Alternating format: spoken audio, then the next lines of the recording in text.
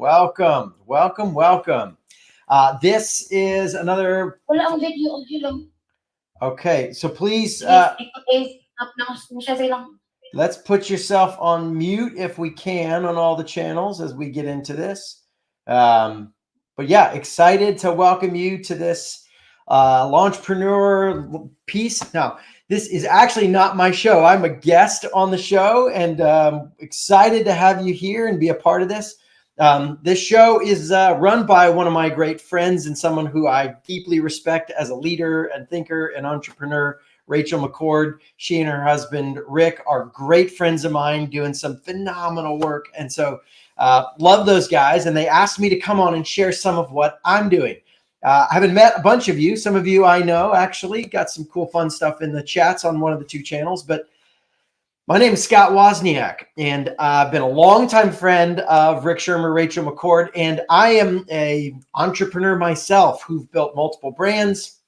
I've helped build some of the big, great companies you've heard of, and these days recently left all that as an official employee to help build my own firm to help companies figure out how to create their own raving fans. Some of the companies I've worked for that you may have heard, Chick-fil-A is probably top of the list in terms of a wide known appeal here in the United States. They've got raving fans, but we've worked with other folks like Ritz-Carlton and Nucor Steel and all sorts of fun stuff. And what I want to talk about is how you build not just a successful business, but raving fans. That's been my passion, my niche, my specialty, is the process of raving fans, that creation. And I think most of the time our instinct is to say, man, it's luck, but it's not luck. There's this gap, like, I feel like what I do matters. How do I get people to see that? But how do I get them not just to do a one-time thing, but to come back and to buy more often and pay full price? Listen, if you just have a core group of raving fans, you can build a life that is marvelous. You can build a business that is ridiculous. They're not like normal customers. This isn't just regular customers who are a little bit happier. There's a different relationship. There's a different pattern of behavior and connection. And I'll show you exactly how it's done. It's just a regular system on how to do it. And by the way, this is not a sales talk. I am not gonna at the end say, hey, I got you all hyped up. And then if you really want to know how, you got to sign up for my program.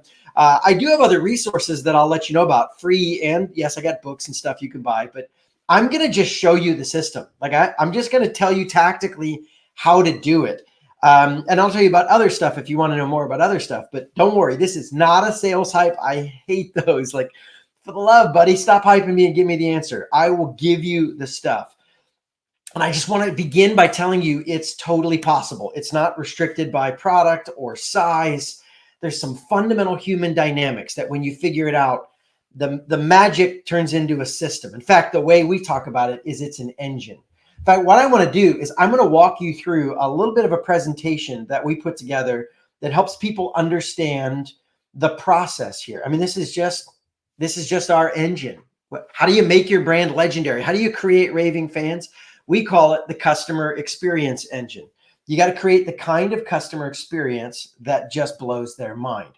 By the way, along the way, I'm going to pause and have chances where you can pop stuff in the chat and kind of ask me questions. And if you want at the end, you can throw questions in and I'll cover some of those. So we'll keep an eye on the chat and all that stuff as we go. But especially at the end Q&A, there'll be some fun stuff here. So how to make your brand legendary. Well, these are some of the brands that I've had the chance to go inside. Now, this is not an academic theory like, oh, I read a book about them and now I'm going to tell you what I read. I actually helped build these brands, worked with their leaders, and in a couple of cases, like literally was sent in and just worked with their teams and said, let me sit with your guys behind the scenes and see how you do it. This is how the great brands have done it. I mean, Chick-fil-A, not Disney, No offense. Let me clarify. I'm a huge Disney theme park fan. Their theme parks are phenomenal. Disney, the conglomerate, that's a whole other story. I mean, some of their divisions are a hot mess, and some of theirs go for good, and like it's just a huge beast. But what I want to focus on in this case is the theme parks when we talk about them. So I don't know how many other Disney theme park fans we have. Those are phenomenal, right? Ritz-Carlton, of course. But man, before we get into the tactics, let me just pause and highlight a couple of these guys in the middle row, because in my experience, about now, there's a few of you are like, oh, I mean, listen, maybe for you cool influencers or people like Apple who make really sexy electronics, like you guys can do it, but not me. My product's more technical, or I'm kind of a business to business service, and it's not this consumer brand thing. And so good luck, right? But not us. And I just got to tell you, that's not true. That is not how this works. Here's what is true.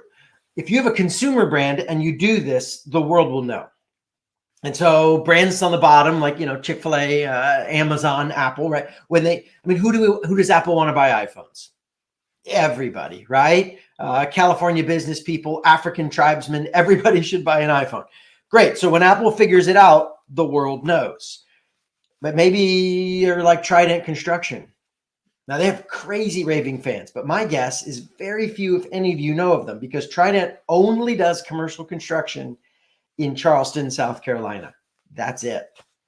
Yeah. So like if you don't build business buildings in Trident and Charleston, you're not their customer. They don't care if you know. They don't want you to know. It doesn't do anybody any good to get folks in Ohio hyped up about Trident, because they're like, sorry, we don't do that. In fact, so I've been working with them for several years. That's how I know about them. Met him through a guy who says, you got to talk, and they're going crazy. Last year, the hardest part of their strategic retreat that we led for them was when they had to look at all the inbound leads and say, no, which ones can we not do? And they turned down over $1 billion worth of business. Now, before you feel too bad, they said yes to 400 million. They're going to make it. But like they just, we don't have time for that one. Yeah, that's 2 hours away. That's too far. We shouldn't do that one. They don't do competitive bids. It's like, listen, the price is the price. If you have to compete, you don't get us. I mean, it's crazy, breaking all the rules in how construction works. And yet they're so good. They have raving fans who line up trying to work with them. Or Capstone Hospice. Listen, nobody's tweeting about their cool hospice experience, right? I mean, it's hard, it's heavy. And Capstone's going crazy. This is healthcare. The pricing's regulated. The service is regulated. Even the staff you hire is government regulated. They have to get the right certifications. How do you stand out in that space? Well, Capstone's figured this out. Again, how would you know? They're a Southeast Atlanta-based group. They go nuts. Their CEO and I were just talking a few weeks ago, and he's like, yeah, so 5 years ago, he set this crazy 10-year goal. You're halfway in. How you doing? Yeah, he's already passed it. He thought he was being crazy, and he way undershot what's possible. His business is a rocket ship, multi-state and all this other process. I mean, it's this huge journey he's on in a very, very hard industry. And then Buc-ee's. Now, if you don't know who Buc-ee's is, listen, you are underestimating the amount of raving fans. Like if you were going to pick an industry and say you just can't do it, you'd pick this industry. I mean, nobody loves it, but you got to look this up. Buc-ee's will blow your mind in how nuts people get for them. Hats, t-shirts, mugs, drive long ways out of their way, take pictures with a mascot. It's not a theme park. It's a gas station. It's crazy. Now, if you're a Buc-ee's fan, if not, I'm telling you, Google it and you will see some ridiculous stuff. Buc-ee's fans, and just see the responses of people. It's bananas. Guys, if a gas station can do it, if a hospice company can do it, you can do this. This is not, so these are some of the companies we've worked with, not the names. I don't have room for that. But the industries. And I just wanted you to see, and I actually kind of ran out of room for this, et cetera, at the end. But it's everything from social media apps to investment banks, to municipal governments, retail, you name it. It's all over the map. There's just a fundamental engine on how you do it. But again, enough hype. I want to show you how. This isn't a hype talk. Just wanted to make sure that you didn't quit like, oh gosh, this is only for those guys. This is how they did it. This is how all the brands did it, from from Hollywood actors to local clothing stores. This is how you do it. And what I'm going to do is I'm going to walk you through the engine and go piece by piece and talk about how it works. But let me be clear. You're going to have to do some translation work. I'm going to give you the general principles, the ones that apply, and try to give you a lot of examples. But you're going to have to turn it into documents that make sense for your space. I mean, these are actual client documents. There's Chick-fil-A strategy. The one, the pyramid, that's another construction company. That's a home builder company in Texas. We've got a credit union in the back, financial services guys. The details are very different on how they apply it, right? Chick-fil-A talks about taste and speed, and the construction company is safety and meeting spec, and the bank's accurate and secure, right? The details are different, but the pattern is the same. This is the engine. So I'm going to unpack the concept, try to get you started in that, and then you're going to have to do that last 10% and pick your own numbers, and we'll play with that a little bit. But that's the key to this whole process, is the applying of the details. All right, so it begins with customer insight. Do you really know your customers? Really? Because what we usually find is that people have customer data and they think it's insight. Yeah, we know facts about them. We know what they buy, when they buy, where they live, maybe a little bit of, their demographics. But man, there is a world of difference between knowing the demographics and actually knowing who they are. And everything we're going to talk about assumes you actually understand your customers. So I'm going to play a little game. This is a chance to drop some fun in the chat and have some action here. So I'm going to play a game, and we're going to see how many of you can guess the same famous person I'm thinking of, right? So this is a man, and I'm going to give you facts, and then we're going to just drop it in the chat. We'll see first person to win. How many you can get it. Bonus points to the person who gets their name in first. So you've all heard of this person. It's a famous figure. All right, so famous man. All right, he is a British citizen, so famous English dude. He, everybody kind of does that. He lives in a castle. I see in some stuff on the 2 channels. Cool. So famous British guy lives in a castle. He's 65 to 75, so a little bit older, boomer generation here. Got some guesses coming in on one channel. He's got 2 famous grown children. And what I'm seeing overwhelmingly is people guessing King Charles, which, hey, good guess. Totally would have been correct, except actually nobody got it right because I was looking at Ozzy Osbourne. Yeah, that's okay, though, because they're pretty much the same guy, right? I mean, they get mistaken for each other all the time. Heck no, man. These guys could not be more different and have the same stats. See, if all you look at is their demographics, you would think they're the same man. But man, if you wanted to make raving fans out of King Charles, I can't think of anything that Charles would love that Ozzy wouldn't hate. I mean, these guys, maybe they have the castle cleaner, right? I'm like, is there something? But even then, Charlie probably wants something like the Edward Witherington III's castle cleaning. Like they wear 3-piece suits and very proper, and Ozzy probably wants the vampire cleaning service, right? Like we only work at midnight, all black. I mean, do you know the difference, or are you still treating your Charlies like your Ozzies? See, you've got to get past the demographics. And this isn't just a fun game. This is my first practical recommendation. Do you have a customer profile written? And when you come to the stuff you serve, you might even have 2 or 3 profiles for a particular product, but there's always got to be at least one core center of the bullseye. This is who it's made for. And maybe you want to pick a real person that that you aim for. You could pick an archetype or a kind of classic character. So in the restaurant world, we talk about the difference between soccer mom Sarah and business owner Beth. See, both these women are 37 years old. Both come to the restaurant every Monday. They get lunch the same. They order the #1 meal off the menu. I mean, it's the same woman, right? 2.3 kids, statistics identical. And yet, you really need to understand, deeper than the demographics, soccer mom Sarah is there for mom's morning out. She's bringing her 2 kids, one still in a stroller. She is meeting other moms. It's social hour. Chick-fil-A actually trains their staff to notice this kind of customer and do little things that blow her mind. Like carry her tray to the table because her hands are full of kid gear. They have these little plastic mats with like cartoon characters on them and stickers, and you could put it on the table, and the kids love it. And mom loves it, and it's cute, and it clean up easy. It's awesome. Business owner Beth might even have the same amount of kids, but her kids are probably in school or daycare. She is coming from the office, not from home. She is not there for social hour. She's there to get away from the social pressure. She wants a little oasis of quiet.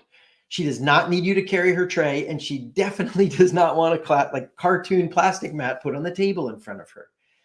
Do you know the difference between your Sarahs and your Beths, your Charlies and your Ozzies? Do you understand what their real story is and where you fit in it? Or are you still treating everybody the same? See, this is what we often see, right? Hey, we got more than data. Like, we've organized it. We've even sorted it. This is the same pile of Legos. You can get raw, you can organize it, you can clean it up, pretty it. But until you get all the way to a customer story, here's the story of their life. And we're just a piece of that story. We matter. We're an important piece. That's why they love us. But we're not their life. Listen, hard news. I think you get this, but let me just remind you. They don't care about your thing. They care about how your thing makes their life better. You are a means to an end. And if you don't know that, if you don't know the end, what they're aiming for with their life and how you help them get there, it's going to be harder for you to make raving fans. You can, but you're going to have a lot of waste and mess. You can run an engine on raw data. Just like in real life, you can actually run an engine, a diesel engine, on raw crude oil. You can put it in, it'll turn over. It works.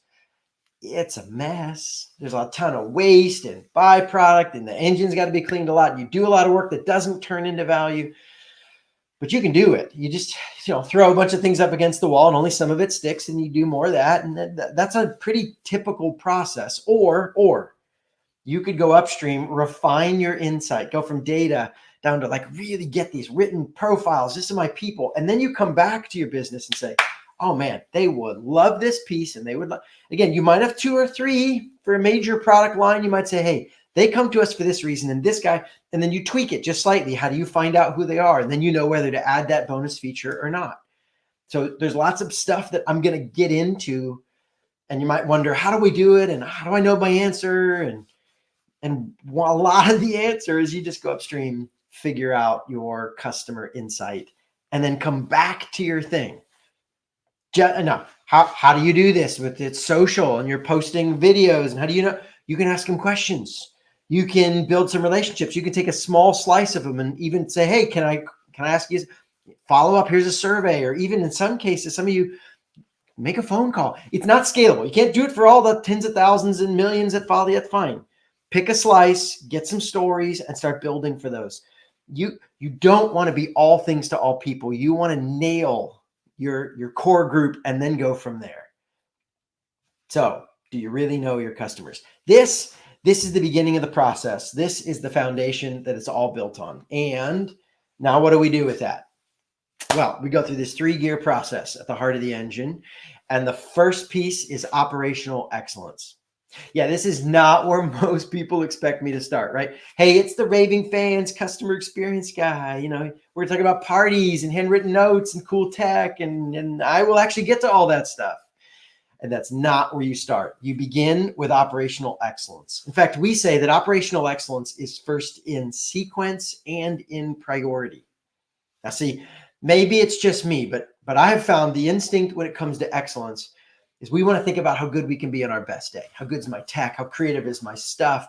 When my product comes together and my team's all in their A game, like, man, we've got this cool, unique thing. Good for you. But that's not what your customers are asking first. Yeah, you should have something unique and interesting. But the more critical question, or at least in sequence, the thing they're asking first is not how skilled can you be one day or how fancy are you at this. They're asking, can I trust you? Can I trust you? Guys, can we just be real? This is becoming a harder and harder question to ask or to answer. Yes, right? Maybe it's easier and easier to ask because we're not sure if we can trust people out there. More and more, we've kind of got beneath the surface, got past the hype, and found out, man, maybe they're not all the stuff they talk about. Cool hype on both sides of the. And this isn't picking at one slice of society. This is a societal problem. We're not sure what to believe, from fake news to leaders falling to companies making selfish choices. If you can establish trust, you open up a whole other world of possibility. And if you don't, it doesn't matter how fancy you are. In fact, let me give you the Scott Wozniak plan for ruining your brand. I know this is why you signed on today. You're going to love this. Here's how you ruin your brand. I would want you to have world-class marketing and advertising engines and crush it, and at the same time have really bad operations. And that combination, it'll take a little while, but give it a year or two at tops, and you'll kill your brand. No one will ever work with you. It'll be great. Why? Because everybody will come find out, hey, you're not actually reliable, and you can't count on these folks. And so then they'll let everyone know, oh, yeah, don't buy that hype. Yeah, no, they won't. Yeah, and it's frustrating. So, okay. And it's harder than you might think. Like, this is going to start bad and it's going to get good. So bear with me for a couple minutes here, because I'm about to pick on McDonald's. Yeah, McDonald's is the restaurant chain. Now listen, for the record, let me tell you that I like McDonald's. They are a good business that makes money. They're the king of fast food in the United States for a reason. They figured a bunch of stuff out. I even personally grew up on it. It was a special treat as a kid. And so, man, a Big Mac still tastes like childhood. I mean, I'm not anti-McDonald's, but boy, when it comes to operational excellence, they're fun to pick on. Now, we've got some folks outside the U.S. I got some good comments here. Like, yeah, McDonald's Global's a different beast. In the U.S., dang, their reputation is not for operational excellence. Let's just put it that way. I don't know. If you've got an amazing McDonald's, drop that in the chat, and would love to get. They're fast, it's clean, the food's hot and fresh, the staff's super friendly, like they just nail it. Yeah, not seeing it. Me neither. I mean, it's a bit of a tragedy if you know their history. How they got there was they were the consistency king. Now, okay, I've got friends who've worked at the headquarters of McDonald's. I've done a lot of study on this. Like, we've had the conversations, and this is not something they enjoy. In fact, not just because it stinks, like it's no fun. They don't think it's very fair or accurate. And can we be real? They've got a point. I don't know if you've ever been lucky and gotten a McDonald's French fries right when they happen to come out. Like, you ordered, and then the fresh batch happened right when it was your turn to give it, and you got fresh McDonald's fries. Son, I mean, hey, no offense, Chick-fil-A folks, but I think McDonald's has the best fries in the business. I mean, they're just so good when they're fresh. The problem is not that I've never gotten good fries from McDonald's. It's that I have also been unlucky and gotten them when those fries are cold and chewy, and then they're not so good. See, it's not that I've never had good fries there. It's that I don't trust them to have good fries. If they're inconsistent enough that I've lost trust. See, here's the hard truth, guys. Being inconsistently excellent earns you the same trust as being consistently bad. Yeah, I hate that one too. Let me say it again, because this is the big idea. Being inconsistently excellent earns you the same trust as being consistently bad. You don't get partial credit for partial excellence. It's either trust or not. There's a threshold. Now, the good news is that threshold does not require you to be perfect. It does require you to get high enough level of excellence that they trust you. It's the vast majority of the time. You can't even 1 out of 10 times. Nope. Still enough that they don't trust. I mean, think about it. Think about, say, he's a great employee, right? He only steals from me, 1 out of every 10 times. But otherwise, we really like him. He's a great guy. Like, no, you trust him or you don't, right? She and I have a great relationship. She only cheats on me a little bit. Otherwise, what's great? Like, no. You trust or you don't. There's no halfway in this. And so you've got to figure out what are the fundamentals that you need to deliver. What are the core things that got to be trust? It might be simple stuff like, hey, you show up on time, or the product doesn't break. Basic stuff. Hey, if you're going to put out quality videos or materials, they have to have the same level of quality. You can't be awesome and then every now and then this be like terrible. What happened to the sound quality on these guys? Can I trust you? These fundamentals, this is what we're after here. So now at this point, my experience is some of you are like motivated, like you're right, I'm going to dang it. And you're going to write the motivational speech and you're going to get your staff together and rally the troops. And I got bad news. It's not going to work.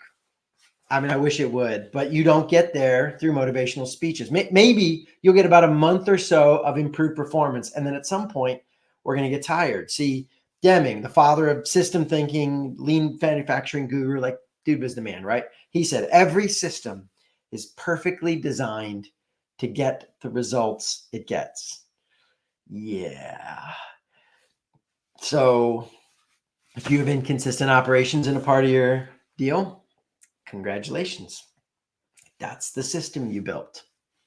So that feels like bad news, right? The truth is it's actually good news because you don't have to whip yourself up into a white hot frenzy to pull this off. That's not how the game is played. It's not like consistent, like freak yourself out. No, you just build a different system. So let me give you some tactical things that you can do. There's a bunch of these, but I'm going to pick 3 that I think hit a wide enough variety based on the people we have here. And let me just tell you how the system stuff works. Here's how you increase operational excellence without having to constantly motivate yourself. First, hire with excellence. The single biggest factor in your operational excellence is that you have a team of people who are all in and get it. By the way, that might include you. Have you hired yourself to do the right things that you really care about? Are you still tackling stuff you think maybe ought to be done but shouldn't? Are you even all in and motivated? I had launched a company, this is many years ago, that a recruiting company, recruiting leaders. I thought it mattered. It's super important strategically. I still think it matters.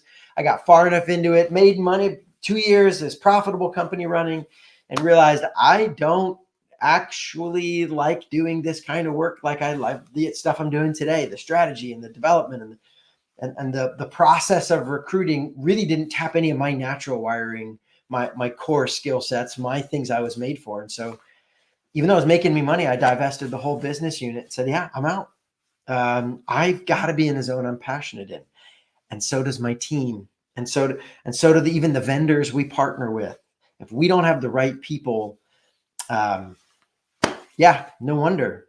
No wonder you spend all day whipping your troops trying to get them to go upstream and select better partners. That's the key to get, like, it's 60% of this equation is just shifting the caliber of people, which means putting more time and effort into your selection, being more thoughtful, more rigid, more serious about that process. Hire with excellence. Here's another one. Make a scorecard. Humans love keeping score. I mean, we love it. We're just like driven to this. You take the score out, you take our motivation out. You put numbers in front of us and you want to crank up. I'll give you a real personal, immediate example. So getting in shape and staying in shape and keeping pounds off. It's easy to do the diet, easier to do the diet, maybe not easy. The hard part is keeping it off, harder, right? That's the really challenge. The single number one factor. So I did this for a while, gained and lost and gained and lost, and finally got a point where I could keep weight off. And it came down to one practice. And I got this from a book. Lots of studies said, there's one behavior. Everyone who does this, the vast majority of them end up keeping the weight off. You ready? You get on a bathroom scale every single morning. That's it. You just look at the number.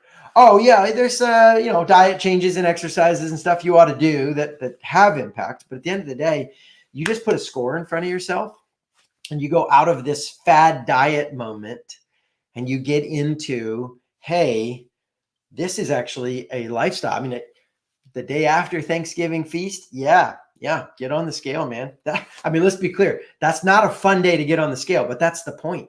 Rather than like bury my head in the sand and wait 3 weeks and I don't know, it's going to be rough holidays and we'll see what happens. Every single day I'm faced with that number and it just nudges me and nudges me and nudges me. What's your core things you got to get done that you got to drive? Can you put the numbers in front of you? The more frequently you can, the better. Weekly, at least. Daily would be awesome.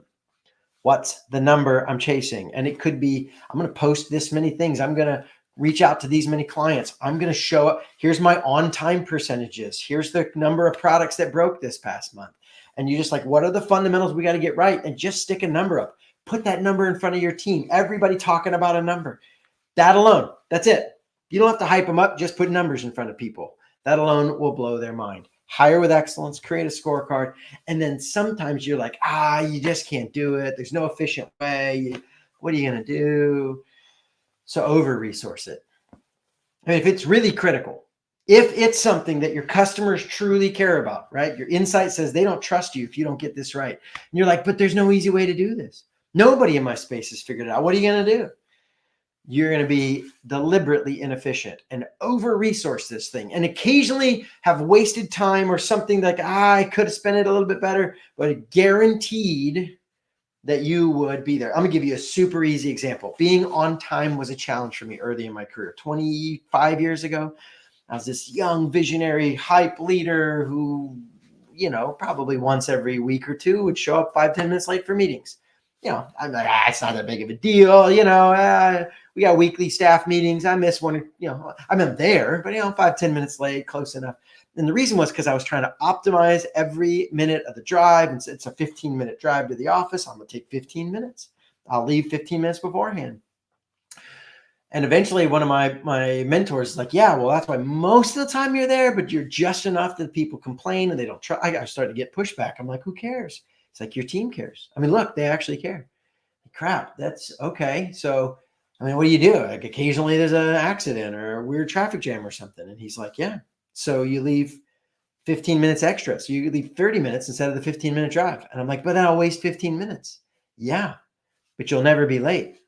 If it matters to them, you put extra stuff on it that is going to be inefficient. So I had to do things like, hey, I actually started getting to reading more seriously back then because I had this time to kill. Like, I guess I always have a book on hand because, what are you going to do? This is, by the way before we had Kindles and iPhones and cool stuff. And so these were old school physical books. But yes, nowadays I just got one on my phone and I can read it when I'm wasting time. Air quotes there.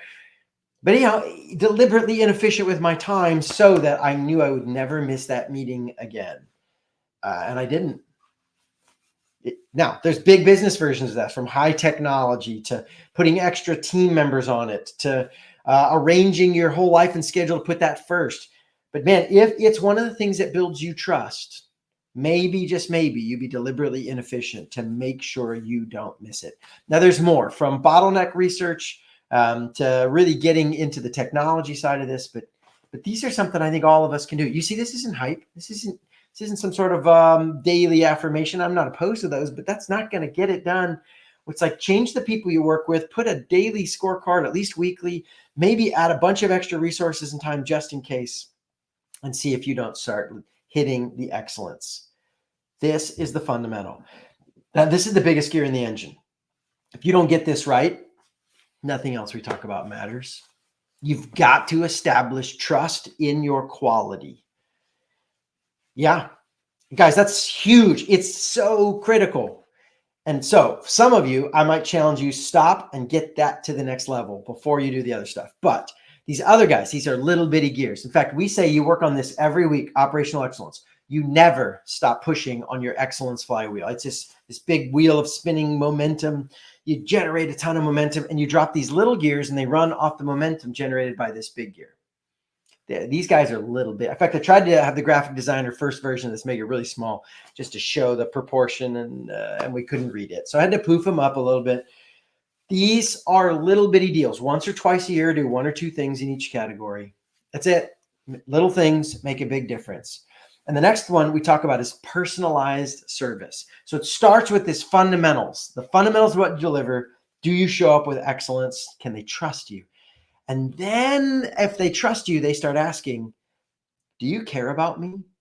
Do you see me as a person? Do I matter to you, or am I just another transaction? Listen, if you want them to love you, you love on them first. You want them to care about you, you make them feel cared about. Do you care about me? How do we make a personalized, customized human connection? Well, I'm going to play a video. So I think I mentioned at the beginning that I used to be one of the senior leaders at Chick-fil-A at their headquarters. And so we would do company-wide projects helping upgrade the deal. My title ended up being organizational effectiveness consultant. Just build the organization, make it more effective. And so we'd bounce area by area and say, how do we upgrade this? And so everything from strategy in the back of the restaurant, machines to staff strategies. We just kind of helped. I was part of a team. We just helped build a lot of cool stuff. Super fun ride. Met awesome people. Like that's where I met Rick Shermer and then met his wife and all that fun stuff. Love these guys. And this is a training video from back in the day when I was on staff. Now, I eventually left to launch my own consulting firm. Felt like I needed to help other companies. And the first client to sign a contract was Chick-fil-A. So I keep working with them. Love those guys. Now as an outside contractor. But when I was inside, here's one of the things we built to help teach their team about personalized service. Fair warning, it's a little emotional. So if you have a sudden allergy attack, I get it. It's about 2 minutes long.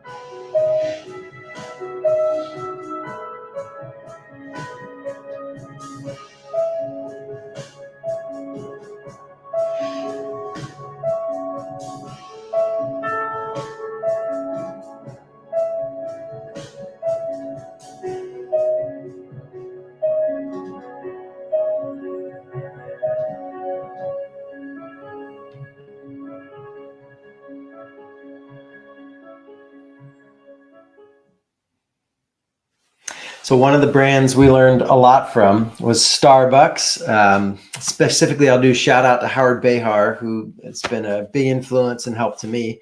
He's a former president. He's now retired. Man, these guys said a lot. And one of the things they said, it's mentality on the service side. Say we're not really in the coffee business serving people. We're in the people business serving coffee. So at Chick-fil-A, we made our own version of that up that says, hey, we're not really in the chicken sandwich business serving people. We're in the people business. We just use chicken sandwiches to serve our people. And I could say the same about you, I think. It's not really in your business, the industry. That's just your tool that you use to serve your people. We're all in the people business. We just have different tools that we make connections with. And there's always a human on the other end of the deal that says, hey man, do you actually see me here? Do you notice me, or is it just this thing we're selling? And so the story. Oh, by the way, if you want to play, remember this is the how-to. Do you want to play that video for anyone on your team or staff? You can just go to YouTube. They put it out on YouTube and released it. So it's search Every Life Has a Story, Chick-fil-A. You'll see it. Plus, spoofs and knockoffs. I mean, welcome to YouTube, right? But there it is. And some of you might even want to make your own version of that video for your team. Do you see the other people on the other deal? By the way, those are just customer profiles. Those are the people who come to us. This are your Charlies and your Aussies. These are your soccer mom Sarahs and business owner Beths, right? So do you care about me? There's two basic levers you can pull here. High touch. We spent time studying how the great brands have done this. These are the human pieces. Like I'm going to use elevated language like it's my pleasure. By the way, Chick-fil-A stole that from Ritz-Carlton. Straight up. Love Ritz. We were like, ooh, that's nice. We're borrowing that sucker. That's awesome. But it's extra touches. It's personal notes. It's just the human fundamentals of like, ooh, this white glove concierge level. And there's high-tech tools. It's not either or. You can do both. In fact, the tech makes the touch easier sometimes. There's things like your CRM and Google News alerts to check in on business clients and proactive tools that text and respond and manage things. It allows you to do a lot more customization faster, including crazy cool stuff in AI. That's an entirely other vision of our company. We have an AI division that helps people figure out how to use AI tools to help get their business stuff done. Super exciting what's happening in that world right now.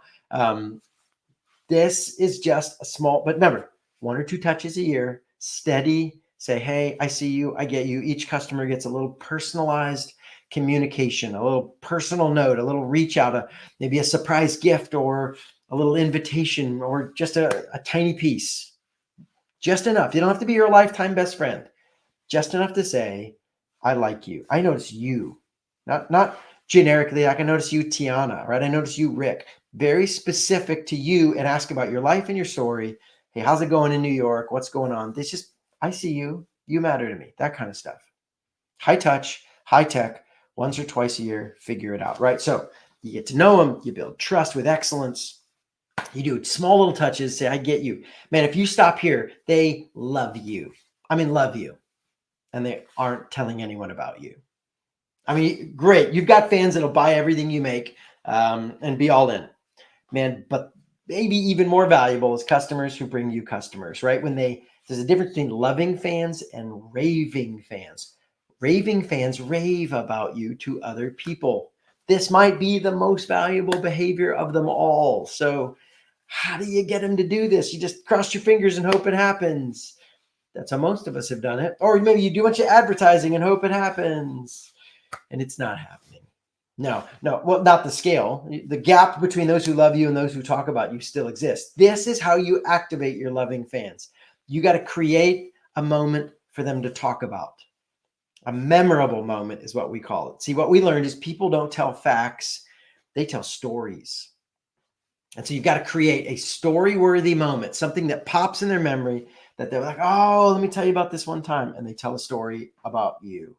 Now, this is critical. Before I tell you how others have done it, let me just kind of bust a myth or fix a misconception. I messed up on this. I think it's the most common thing brands do when they're trying to figure this out. They try to make themselves the hero of the story, and that's not going to work. I'm going to use Star Wars to illustrate this. Okay, partly because it works, maybe partly because I have a Jedi robe and lightsaber in the closet, right? It's for the kids. It's for the kids. Yeah, no, I want to be a Jedi, right? Like it's just, I'm a nerd and I'm all into like the Force. So yeah, I keep wanting to make a story where I'm Luke Skywalker. I'm the hero. I'm the Jedi that's going to say, hang on, young Luke, not depressed deadbeat dad Luke. And they ruined that character. Okay, so I'm the cool guy. I'm Rey. I'm going to save the day. It's going to be awesome. And they might even believe that I'm a Jedi. This is what the mistake you make. You make a story. Hey, I'm a Jedi. You guys love me. And they might love you. And they might believe you're a Jedi. And they still don't want to tell anybody. See, they don't want to tell your story. They want to tell their story. The question your customers are asking is actually, how do I feel about myself when I'm with you? Not how do I feel about you? Do I think you're a Jedi? Yeah, sure. They already do it. They wouldn't have bought from you and got all in. No, it's how do I feel about myself when I'm with you? And this is the true secret of raving fans. They want to talk about you because it is how they prove to themselves and the world they really are a Jedi. Now, what exactly does that look like? Who do we show up? I mean, if they can talk about us and the stories about how awesome they are, what do we get? So we show up. We just don't show up as Luke. We show up as Yoda.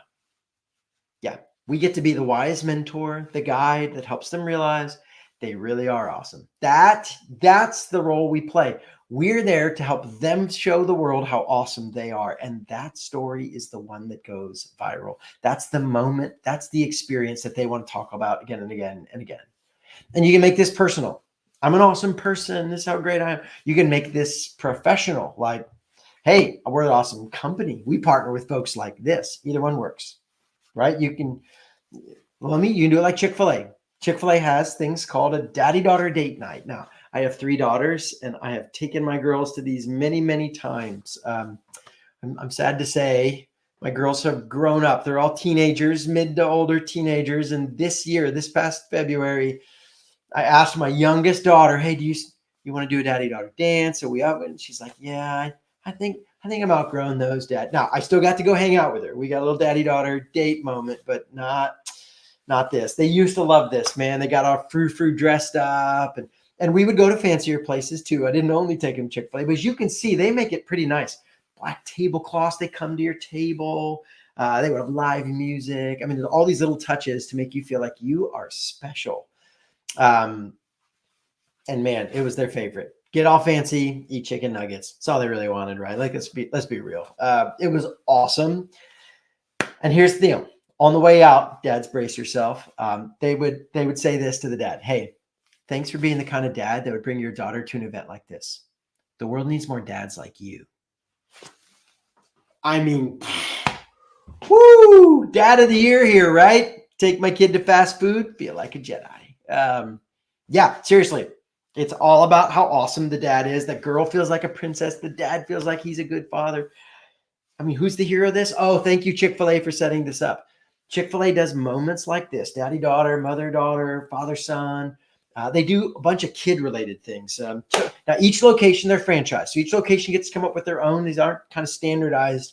Everyone does everyone the same. But this strategy is what they teach the franchisees, and the franchisees figure it out. And this is one of the more popular ones that they do. And they just kind of spread, hey, these are events. I can't resist shout out, by the way. You know who's a huge part of figuring some of these event strategies out and viral? Yeah, Rick Shermer and Rachel McCord, their team in the early days especially, were helping build a lot of these plans for us. So right at you, brother and sister. The way you guys built this, we learned this is cool stuff, right? So they went viral. Okay, but maybe you're like, okay, I mean, good for some of you, but we're not going to do romantic dinners over graphic design or whatever my business is, right? Maybe you're technical. I can't pull that off. Or maybe not. Maybe you just need to take a page out of some of our construction companies' playbooks. If you're more project-based as a company, business to business especially, but it can work personal, and you build a project, you do this thing, maybe you should buy a red carpet. Maybe literally. Some of our customers have bought a red carpet. They do roll out of the carpet, have a live event, and the end of a project, we're like, "What do you do when you're done?" And they're like, "We clean up. It's really good." And they're like, no, it's all over. What do you do? And they're like, "I mean, I don't know what you're talking about." We invoice them. Like, what are you talking about? We're done. Yeah, your ending is their beginning. This is a huge opportunity for you to make a big impact. So maybe you celebrate them, not you. Also, look at how awesome we are at building this thing. We celebrate them. Look at the world. Hey, everybody, look at how awesome these people are and the thing they're launched, and we're so proud of them. And oh, hey, we're glad we could be a small part of helping get them going. Yoda, remember, they're the Ray in the story. That's what we're looking for here. Celebrate them. Or maybe some of you are like, "I can't show up in person every time." Maybe you learned from Apple. Apple has made a memorable moment out of their box. Yeah, that box opening is something else, isn't it? In fact, I've done this time and time again, and I would just check. I wonder how many of you have an Apple product box you still have not thrown away. It's sitting around. You can't let it go. I've heard all the excuses. There's something about it. Now, hopefully this is not like, I hope you're not keeping all your Amazon boxes. That's called hoarding. That's a much different problem. This is the way, the box, the wrap. I mean, it's very designed. I don't know if you know this. They've patented their box opening. Yeah. I mean, I don't know what you think. How do you patent a box? That's a dozen things. From the whoosh pull to the wrapping to the first thing you see is your device in a frame like it's a piece of art. I mean, it's this whole moment that makes us feel so special. We have a hard time letting go of it. Maybe you want to put the packaging together in a unique way. So even if you're not there in person, it just feels like, oh, I'm an awesome customer because I get this product. That's the key. Guys, this is how the engine works. And now the last piece is the healthy leadership team. And it's just this. If you work with multiple players and multiple parts, they all have to have the same vision, same feel, same level of excellence. You can't have ups and downs, zigzags. You can't run half the engine and get all the results. They stack. They all need each other. If you skip to memorable moments and you don't do operational excellence, they're not going to talk about you because they don't trust you or like. If you don't do personalized service, they're not excited enough to show up at these things. If you don't have insight, then you're going to guess wrong and waste a lot of time. No one of these pieces is that hard to do by itself, but when they stack, it makes magic. So you've got to have a team of people. If you're solo, you got this. If you've got a team, everyone on your team has to buy this thing. And if they do, you win. It's pretty simple. What you can't do is tell two different customer stories. And if you have two different stories, they don't know which one to believe. So get everybody bought in and all pointed in the same direction. Guys, this is the engine. It's just how it works. I mean, hopefully you see this. It's every brand, whether you're private, whether you're public, whether you're little or whether you're Fortune 500, everybody does this or they don't get raving fans. It's just how it works. Apple does this. Hospice companies do this. You can do this. So for each piece, remember the translation, come up with what is my next step. And you just define it, practice it, test it. Define it, practice it, test it. You can do this. Now, if you want to get deeper stuff, you can check out this QR code. I wrote a book on this, and the book hit #1 in its category in Amazon.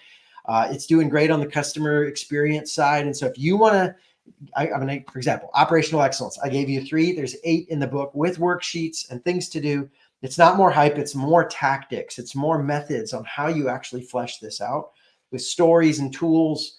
If that's interesting to you, you can check this out. But if you just want free content, again, glad to have the book. Go check it out. Amazon, Barnes & Noble, your local bookstore, we're everywhere. But you can also check out my free stuff at swozconsulting.com. That's SWOZ consulting.com.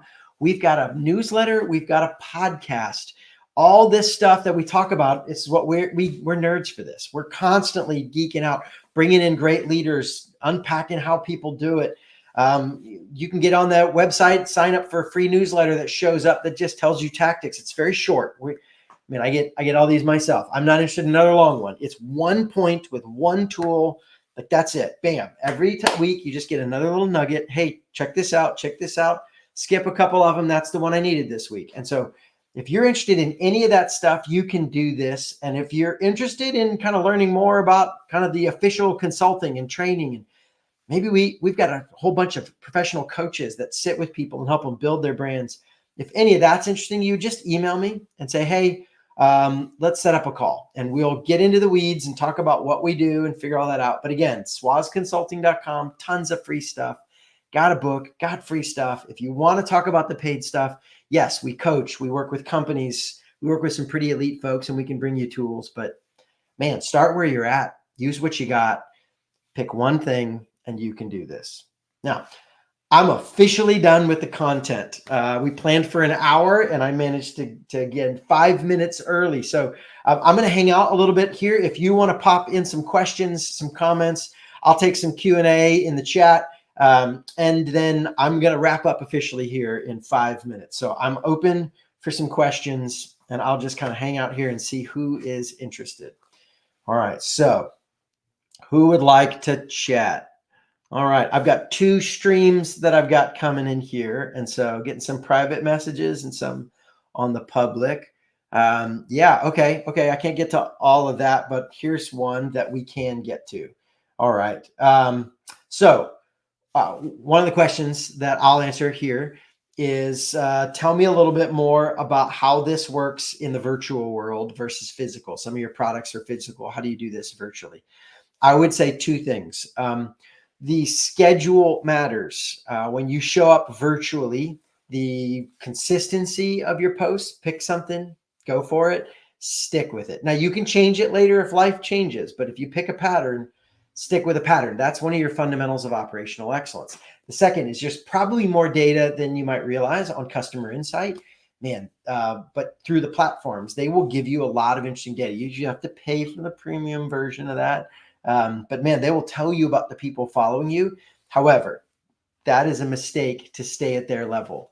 Not that it's bad. What I would very much do is drill in and go from the virtual services, virtual products, and get in person or on the phone or some way find out how they do this. Now, this is key. It's not scalable. It's just not. And that might be exactly what you need to do, is deliberately do something unscalable to get your insight up to the next level, to get your operations tweaked and figure that out. You can't do it with everybody and you can't do it all the time, but you should do it at least once. I would say every so often, maybe once a year, once every other year, you do a deep dive where you actually get a small set of your customers and say, can I get on the phone with you?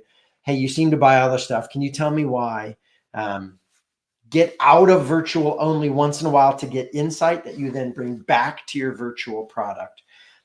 That takes your insight to the next level, which allows you to get even more precisely tuned in. Otherwise, we're guessing.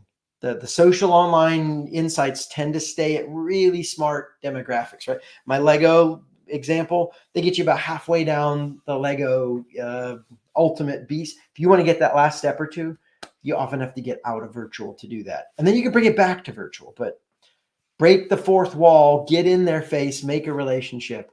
It's not scalable, and it makes all the difference. So that's one of the keys to virtual, is get unvirtual, and then you can go back to it. All right, I've got time for one more question, I think, and then I've got a little ending story here. So again, getting some messages private. Oh man, that's okay. Email me about the family business one. That's a whole passion of mine, family business stuff. But we'll go for it. So all right, so I'll finish with this. Why? Someone asked why do I do this? That's probably a great closing question. I don't actually, you can make a lot of money. The margins on this are great. Raving fans pay full price and bring you customers, and you can just grow and grow and grow. But that's not actually my why. Sure, I mean, I want enough money to have fun and build my family life, but it's the impact I've seen. When you build this kind of an engine and have this kind of a business, man, yes, you'll make money. Do you know what you'll also do? You'll make a lot of people's lives better. I mean, think about it. Excellence, build some trust, make them feel seen and heard, give them a chance to feel like they're a hero somewhere in their life. They're doing something right. I mean, am I doing that because I want to get more money out of them? Or am I doing that because I want to make their life better? Yes. When you build this engine, you don't have to pick between profit and purpose. The way you serve them both is a long-term engine of beauty and is a way to be sustainable. So this is what gets me excited, is that I don't have to make money over here and then try to do good in the world over here. The same set of activities is what I'm doing that makes the world a better place. And so maybe that's my final challenge to you. Don't settle for satisfied customers. Build a customer experience engine, create raving fans. You will make their lives better, and you will build a business and a life that you can live on forever. It's remarkable. Thanks. Super excited to hang out with you guys today. Man, I'm just a guest in the show, and some of the other stuff they've put on is awesome. You should come back and see what else they have. And again, check out my stuff, swazconsulting.com. Would love to hang out with you guys. Go build something awesome. Don't settle for average. Be amazing. We are officially done. Thanks, everybody. Super fun hanging out with you guys. All right. Thanks. Recording stopped. Got it. Got some great comments. Thank you, guys. I appreciate the private messages.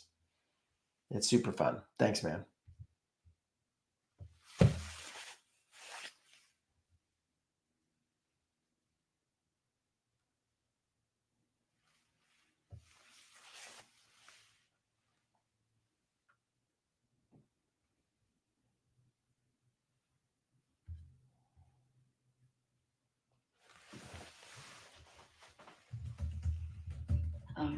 Thank you so much, Scott.